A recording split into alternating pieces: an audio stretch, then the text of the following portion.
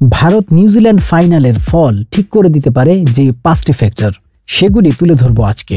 মঞ্চ প্রস্তুত। আগামী রোববার চ্যাম্পিয়ন্স ট্রফির ফাইনালের সেই মঞ্চে ভারত খেলবে নিউজিল্যান্ডের বিপক্ষে। ফাইনালে ভারতকেই ফেভারিট মনে করা হচ্ছে। টুর্নামেন্টে রোহিত শর্মার দল হারেনি একটি ম্যাচেও। নিউজিল্যান্ডও চ্যাম্পিয়ন্স ট্রফিতে দারুণ খেলেছে, তবে তাদের একমাত্র হারটি এই ভারতের বিপক্ষেই। সেই হারটি আবার ফাইনালের একই ভেন্যু দুবাইতেই। দুই দলের সে ফাইনালে শেষ পর্যন্ত পার্থক্য গড়ে দিতে পারে যে 5টি বিষয়। রহস্যময় বরুণ চক্রবর্তী, ভারতের স্কোয়াডে ছিলেন না তিনি, হঠাৎই এলেন এবং এসে ঝড় তুললেন। নিউজিল্যান্ডের বিপক্ষে প্রথম ম্যাচেই বরুণ নেন 5টি উইকেট, সেটি ছিল ওয়ানডেতে তার দ্বিতীয় ম্যাচ। এরপর অস্ট্রেলিয়ার বিপক্ষেও নিলেন 2 উইকেট, যার মধ্যে ছিল একটি ট্রাভিস হেডের।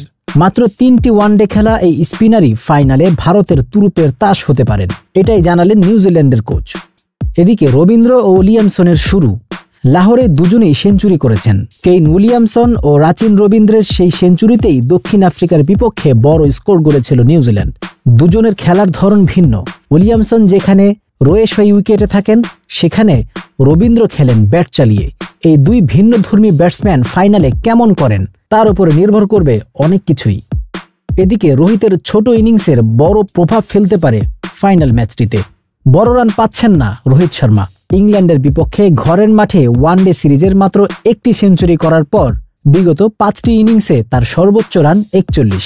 এরপরও ফাইনালে ভারতের শুরু নির্ভর করছে রোহিতের উপরেই, কারণ 3 বছর ধরেই ওয়ানডে ক্রিকেটে টি-20-র মতো করে খেলার চেষ্টা করছেন রোহিত। 42টি ম্যাচে তিনি ব্যাট করেছেন 118.77 স্ট্রাইক রেটে, যা তার ক্যারিয়ারের স্ট্রাইক রেটের চেয়ে অনেক বেশি, 92.81।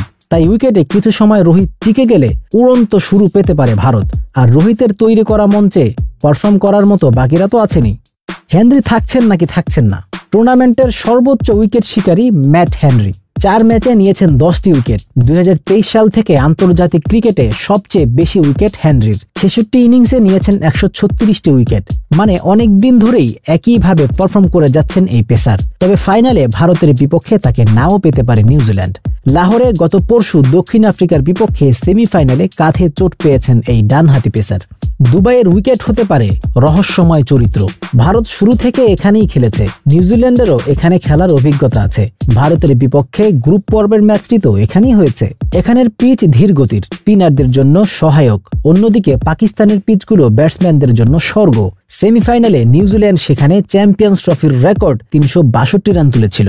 এখন প্রশ্ন একটাই, দুবাইয়ের ধীরগতির উইকেট কি ভারতকে বাড়তি সুবিধা দেবে নাকি নিউজিল্যান্ডকে? সব প্রশ্নের উত্তর মিলবে দুবাইয়ের ফাইনালের মহারণে।